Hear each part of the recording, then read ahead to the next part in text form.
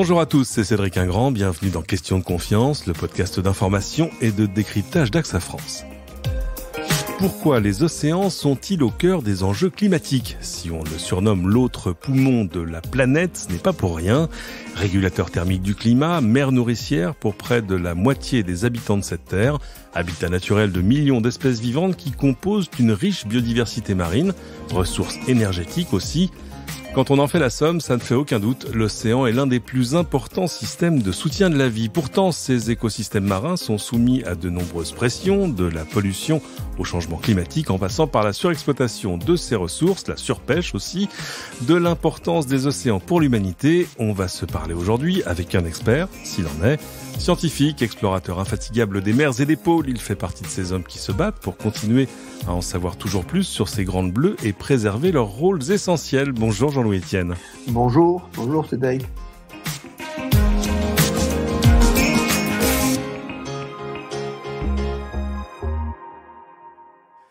Alors merci de nous donner un peu de votre temps. J'ai évidemment un peu résumé votre profil. Vous avez en fait un CV long comme le bras. Vous avez aussi de grands projets en cours. On va y revenir. Je rappelais en introduction l'importance des océans. On a quelques chiffres pour se mettre les idées au clair. Aujourd'hui, mer et océan, c'est 97% de l'eau sur Terre. Ces océans nourrissent 3 milliards de personnes et 600 millions de personnes habitent le long des littoraux à moins de 10 mètres au-dessus du niveau de la mer. On va comprendre à quel point c'est important. On a l'impression aujourd'hui que l'océan est attaqué de tous les côtés. Évidemment, je citais le changement climatique, la pollution, la surexploitation. De ces trois-là, pour vous, le plus préoccupant, c'est quoi ? C'est le changement climatique ? Alors, vous avez cité effectivement les trois problèmes. D'abord, l'océan, il nous amène une grande solution. On va regarder l'océan d'un côté positif. C'est qu'il nourrit la moitié de l'humanité, vous l'avez mentionné, avec pour conséquence, effectivement, une conséquence grave qui pourrait être la surpêche. Parce que la surpêche, elle touche surtout la partie qui n'est pas gérée par des conventions internationales. Les océans sont protégés ou, disons, plus facilement protégés dans les zones côtières, c'est-à-dire déjà ce qu'on appelle la zone côtière des 12 000, et puis sur la zone économique exclusive en mer, mais qui ne va pas très loin finalement, même si elle va à 380 km. Ça paraît loin, mais c'est rien par rapport à l'immensité de l'océan. Et donc, dans cette zone de non-droit, effectivement, il y a une surpêche. Et donc, c'est une des premières menaces qui pèsent sur l'océan et qui aura des conséquences sur l'humanité, effectivement, qu'il y en a déjà. Mais sur quoi ? Sur la capacité de l'humanité à continuer à se nourrir ? Alors, la capacité de l'humanité à se nourrir. Autre chose qui touche la surpêche dans les eaux internationales. J'étais au Congo, Brazzaville, il n'y a pas très longtemps, à Pointe-Noire. Et effectivement, sont installés là des ateliers de réparation de bateaux. Et en fait, ce sont des bateaux de pêche qui sont des bateaux chinois qui pêchent dans les eaux côtières du Congo et qui vont vendre leur pêche en dehors de la zone internationale, au-delà des 200 nautiques, à un énorme bateau chinois qui est là, qui a transformé un véritable tanker qui est devenu un congélateur. Et donc, ça échappe complètement, si vous voulez, à la régulation. Voilà un exemple. Si bien que les gens de Pointe-Noire, pas les plus riches bien sûr, ils mangent du poisson, mais ils mangent plus du poisson qui est pêché localement, mais ils mangent du poisson qui est un poisson congelé qui vient du Brésil. Parce qu'effectivement, il y a un détournement de la richesse vers une exploitation qui est faite dans les eaux internationales par ces navires chinois. Voilà un exemple qui affecte considérablement l'économie locale d'une population pauvre. C'est intéressant parce que j'aurais pensé que vous auriez mis le changement climatique en haut de la liste, parce qu'évidemment, on le voit, c'est-à-dire qu'il y a des choses qu'on oublie. L'océan, aujourd'hui, il produit 60% de l'oxygène de notre atmosphère, et en plus, il a un autre mérite, c'est qu'il stocke la majorité du CO2 qu'on émet. Donc, c'est quand même merveilleux. J'ai commencé par dire merci à l'océan, merci de nourrir la moitié de l'humanité, et j'en viens au climat. Merci l'océan de capter 93% de l'excès de chaleur et une grande partie de gaz carbonique. Bien sûr. Effectivement, si l'océan n'avait pas ce rôle de recapture du gaz carbonique, le réchauffement climatique serait bien au-delà. Mais enfin, c'est son rôle depuis très longtemps, depuis que la Terre est la Terre. Vous voyez, on va dire. Et ça, c'est quelque chose qui a des conséquences, bien sûr, pour que les gens comprennent. L'océan capte l'excès de chaleur, c'est pas rien, 93% de l'excès de chaleur à la surface, bien sûr.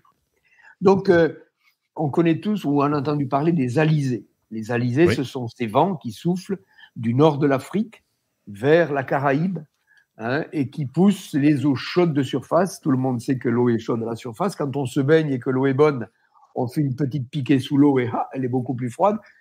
L'eau chaude est à la surface. Et donc, les alizés poussent cette eau chaude de surface vers l'arc caribéen, la Caraïbe, qui est une véritable digue d'îles volcaniques, on va dire. Et donc, régulièrement, cette chaleur, depuis toujours, s'accumule le long des îles de la Caraïbe, la Guadeloupe, la Martinique et toutes les autres. Et régulièrement, je dirais qu'il y a ce qu'on appelle des tempêtes tropicales, c'est-à-dire l'océan se vide de cet excès de chaleur. Il y a pendant quelques jours des pluies abondantes, des orages, voilà, ça, on appelle ça des tempêtes tropicales classiques.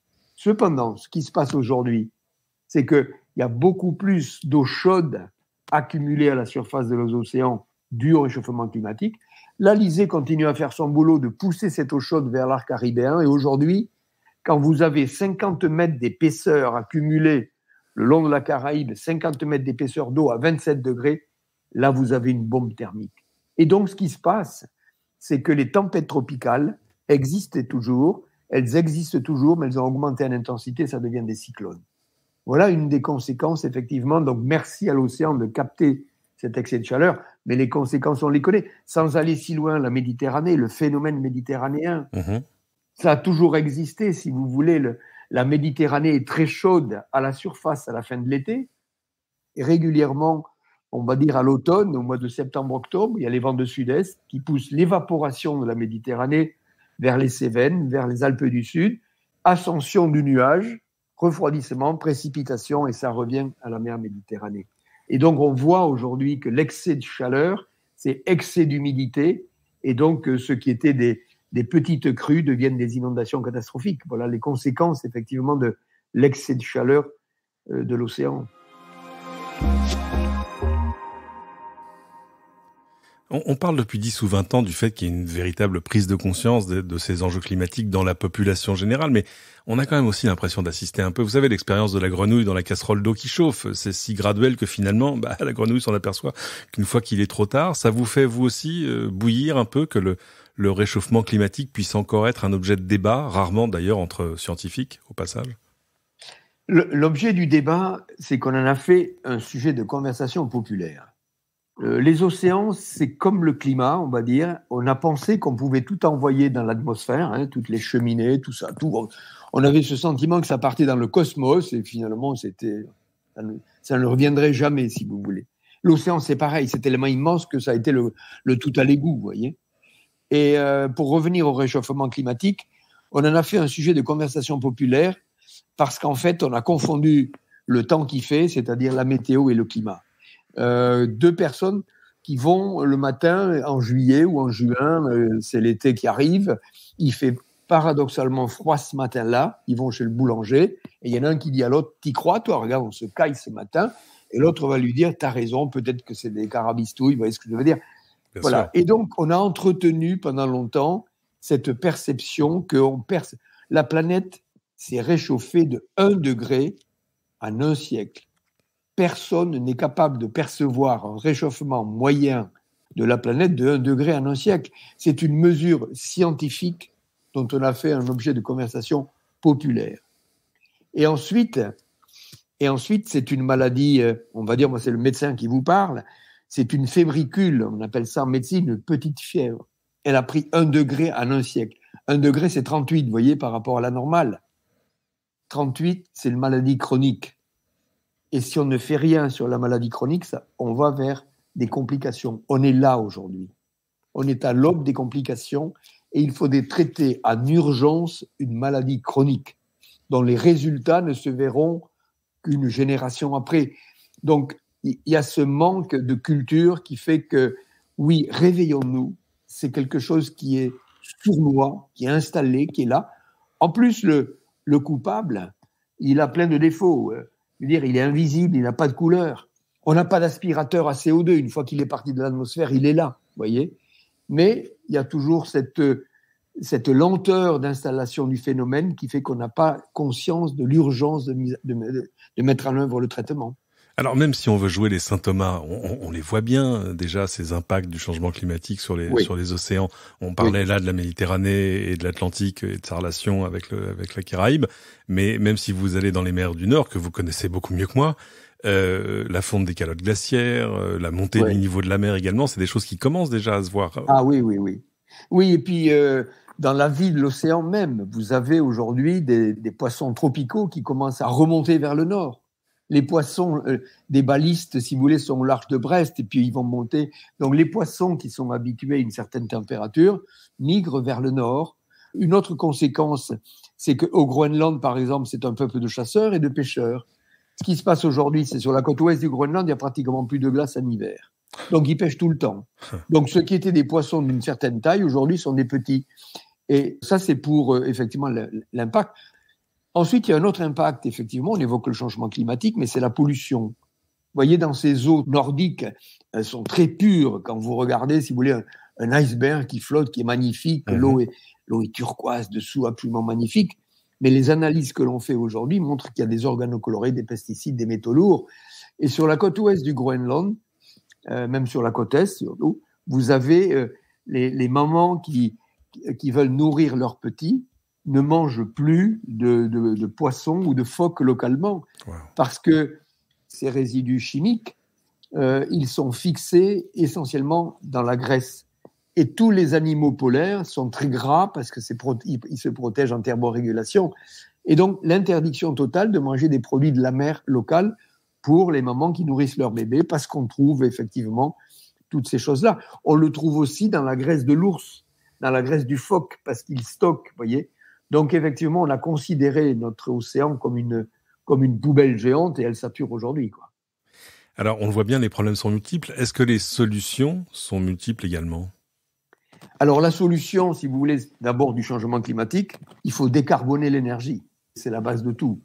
En 2019, nous avons envoyé dans l'atmosphère 43 milliards de tonnes de CO2. 43 milliards de tonnes de CO2 dans l'atmosphère. 45% restent là-haut, dans l'air, dans l'atmosphère, et s'accumulent. Et donc, il faut accroître le réchauffement climatique. 25% est repris par la nature à terre et 35% par les océans. Donc, décarboner l'énergie, mais aussi faciliter la recapture du gaz carbonique qu'on a envoyé dans l'air. Je le disais tout à l'heure, on n'a pas d'aspirateur à CO2. Il n'y a que la nature qui peut recapturer le gaz carbonique qu'on a envoyé dans l'air.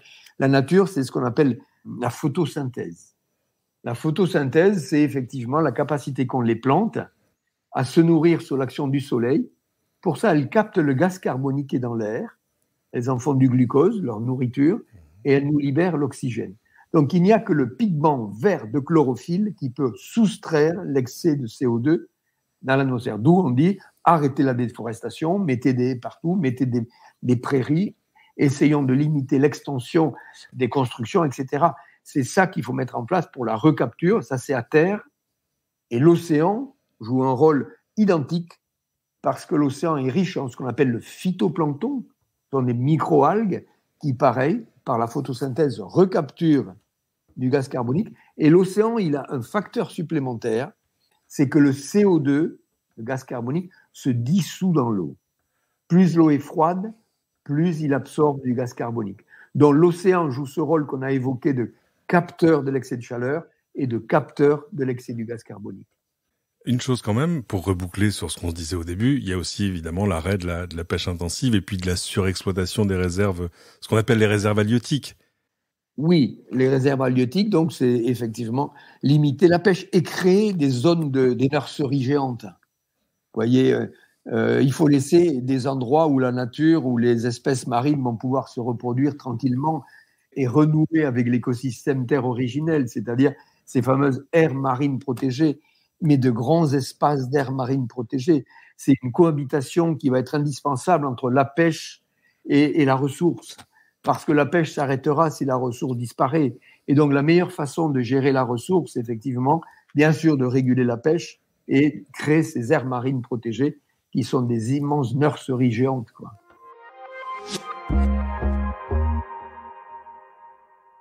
Alors, je le disais au début de ce podcast, vous avez évidemment un long passé d'explorateur et c'est pas terminé, parce que vous avez un énorme projet en cours qui s'appelle PolarPod. Vous pouvez nous expliquer ? Alors, PolarPod, c'est une expédition et en même temps un navire. Une expédition pour explorer un océan qui est difficile d'accès, qui est loin, qui est peu étudié, qui s'appelle l'océan austral. On connaît tous l'hémisphère boréal, les aurores boréales au nord, l'hémisphère austral au sud, l'Australie. Et l'océan austral, c'est cet océan que les marins appellent les 50e hurlants et les 40e rugissants. Vous voyez, c'est cet océan qui fait le tour de l'Antarctique, le continent du pôle sud. Toutes les publications sur cet océan qui est peu étudié se terminent par une phrase « On a besoin de mesurer in situ de longue durée. On a besoin de s'installer sur cet océan que l'on ne connaît pas. » L'équation, c'était quel type de bateau ? Vous voyez, permet de séjourner sur cet océan de tempête. Et donc, on a créé avec le bureau d'études SHIP-ST de Lorient un tube, un flotteur vertical qui fait 100 mètres de haut. Il y a 75 mètres sous l'eau. Je l'appelle le tirant d'eau. Personne n'habite sous l'eau. Hein. C'est un flotteur, mais la profondeur lui donne une stabilité. Un bateau est toujours posé à la surface et se fait secouer par les vagues. Là, on échappe aux vagues et à la surface, on a ce qu'on appelle un treillis, c'est-à-dire la mer nous passe à travers. Donc, il est stable dans la grosse mer. Donc, ça va permettre d'aller étudier, de séjourner sur cet océan toute l'année, été comme hiver, toutes les saisons. Ce bateau, il est entraîné par le courant circumpolaire. On n'a pas de moteur. On est entraîné par le courant. C'est une zone où il y a beaucoup de vent. Donc, on va avoir 6 éoliennes. C'est un vaisseau autonome en énergie. Donc, on est totalement autonome sur ce vaisseau. On va étudier une chose importante, plusieurs choses, mais une importante qui nous lie dans notre préoccupation océan et climat, c'est que c'est le principal puits de carbone océanique de la planète. Le CO2, à lui seul, l'océan austral absorbe la moitié du gaz carbonique absorbé par l'océan mondial. Pourquoi ? Parce que d'une part, c'est un océan qui est très agité, les fameux 40e, 50e, c'est agité, il y a des embruns, il y a des vagues qui brassent l'air, qui emprisonnent de l'air. Et deuxièmement, l'eau est froide, entre 0 degré en hiver et 8 degrés en été. Donc le CO2 se dissout beaucoup plus dans les eaux froides que dans les eaux tempérées. Donc on va mesurer les échanges entre l'atmosphère et l'océan, donc la capacité de cet océan à réguler le climat. Et ensuite, deuxièmement, un axe important de recherche, c'est que le PolarPod est un navire silencieux. Pas de moteur de propulsion, pas de groupe électrogène, silencieux. On va mettre des hydrophones, des micros sous l'eau. Et par acoustique, on va faire un inventaire de la faune qui va permettre effectivement d'avoir une idée assez précise de la faune qui vit dans cet océan toute l'année. Vous allez y passer du temps dans ce PolarPod ? Moi, je vais y participer au début, bien sûr. Je suis en attente. Ça fait 12 ans que je travaille sur ce projet. Mon rêve, ça serait de passer 2 mois, c'est-à-dire une rotation. Ça va durer 3 ans. Personne ne séjourne 3 ans sur le PolarPod. Il y a des relèves d'équipage tous les 2 mois avec un navire qui s'appelle Persévérance, qui est spécialement conçu pour ce projet-là. Et donc, tous les 2 mois, il y a une relève d'équipage. Et mon souhait, ça serait de faire une rotation de 2 mois sur chaque océan. Pourquoi votre rêve ? C'est vous qui décidez quand même. Oui, vous avez bien raison. Je dirais que c'est le rêve qui m'anime.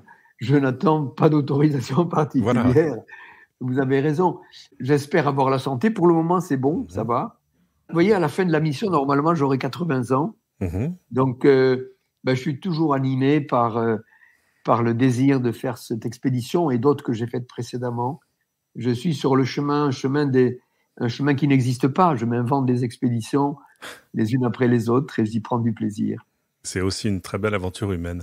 Avant de se quitter, je voulais citer au chapitre de ce que AXA fait pour le climat et la biodiversité, je voulais rappeler les actions du Fonds AXA qui s'est associé à la plateforme intergouvernementale sur la biodiversité et les services écosystémiques. Son objectif, c'est de renforcer la communauté scientifique qui œuvre à améliorer les connaissances sur la biodiversité, mais aussi à éclairer les politiques publiques au travers d'une contribution financière qui symbolise l'engagement du Fonds AXA pour la recherche à protéger d'abord le bien-être de toutes les formes de vie sur la planète et puis surtout faire progresser la carrière de scientifiques exceptionnels en début de carrière afin de renforcer la recherche sur cette biodiversité. Merci encore infiniment Jean-Louis Etienne pour votre temps et vos lumières. Juste un mot évidemment, si on veut suivre vos aventures et PolarPod en premier, on vous suit où sur polarpod.fr ? Polarpod.fr ou à mon nom Jean-Louis Etienne. Donc on a déjà une structure de communication qui est bien en place. On va vous suivre avec grand plaisir et beaucoup d'intérêt. Voilà, c'est ainsi que se termine cet épisode. Merci à vous de l'avoir suivi. Épisode à retrouver à la demande sur toutes vos plateformes de podcast habituelles. N'hésitez pas à partager ce podcast, par exemple, à ceux qui pensent encore qu'une mer plus chaude, c'est d'abord une bonne nouvelle pour la baignade. Eh ben non. Venez surtout ajouter vos 5 étoiles et vos commentaires qui aideront d'autres à le découvrir. Et à bientôt pour une nouvelle question de confiance.